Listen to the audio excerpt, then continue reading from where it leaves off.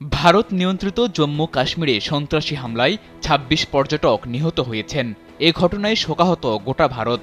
খবর পেয়ে সৌদিতে থাকা ভারতের প্রধানমন্ত্রী নরেন্দ্র মোদী সফর সংক্ষিপ্ত করে রাতেই দেশে ফেরার সিদ্ধান্ত নেন। এর মধ্যে মার্কিন প্রেসিডেন্ট ডোনাল্ড ট্রাম্প নরেন্দ্র মোদীকে ফোন করেছেন। ভারতের পররাষ্ট্র মন্ত্রণালয়ের মুখপাত্র রণধীর জয়সওয়াল এক এক্স বার্তায় এই ফোন কলের কথা জানিয়েছেন। জয়সওয়াল বলেন, ট্রাম্প এই হামলার নিন্দা করেছেন। তিনি বলেছেন, সন্ত্রাসবাদের বিরুদ্ধে লড়াইয়ে আমেরিকা ভারতের পাশে রয়েছে এবং সম্ভাব্য সব সহায়তা দেবে। হামলার পরপরই পাকিস্তানের দিকে আঙুল তুলেছে ভারত, তবে এই অভিযোগ অস্বীকার করেছে পাকিস্তান। পাক প্রতিরক্ষা মন্ত্রী খাজা আসিফ বলেছেন, এ ঘটনার সঙ্গে পাকিস্তানের কোনো সম্পর্ক নেই। তারা সর্বত্র এবং সব ধরনের সন্ত্রাসকে প্রত্যাখ্যান করেন। তবে ভারতের নিরাপত্তা সংস্থা ও কর্মকর্তারা পাকিস্তানের এই বক্তব্যে আস্থা রাখতে পারছেন না। ভারতীয় কর্মকর্তাদের দাবি, প্রাথমিক তদন্তে তারা জানতে পেরেছেন হামলাকারী দলটির মধ্যে দুজন বিদেশি নাগরিক ছিল।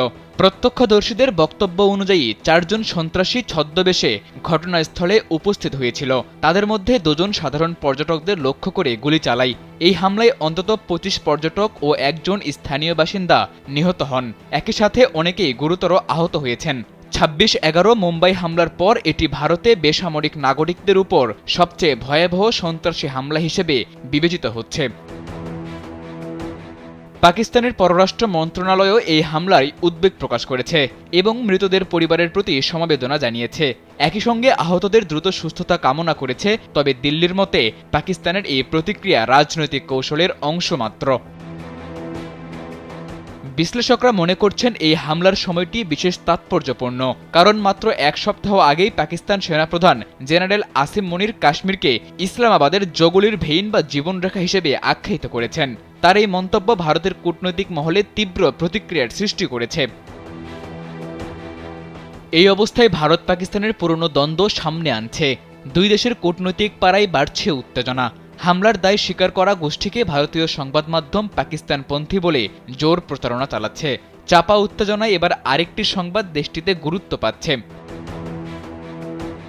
এনডিটিভির এক প্রতিবেদনে বলা হয়েছে, হামলার দিন তুরস্ক সফরে ছিলেন পাকিস্তানের প্রধানমন্ত্রী শাহবাজ শরীফ। তিনি প্রেসিডেন্ট রিসেপ তাইয়েপ এরদোয়ানের সঙ্গে বৈঠকে কাশ্মীর ইস্যু তোলেন।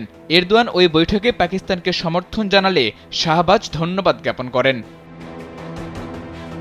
কাশ্মীর ইস্যুতে তুরস্ক পাকিস্তানের পাশে দাঁড়ানো এই প্রথম ঘটনা নয়। চলতি বছরের ফেব্রুয়ারির শুরুতে এরদোয়ান ইসলামাবাদ সফরের সময় কাশ্মীর ইস্যুতে পাকিস্তানের প্রতি সমর্থন জানান।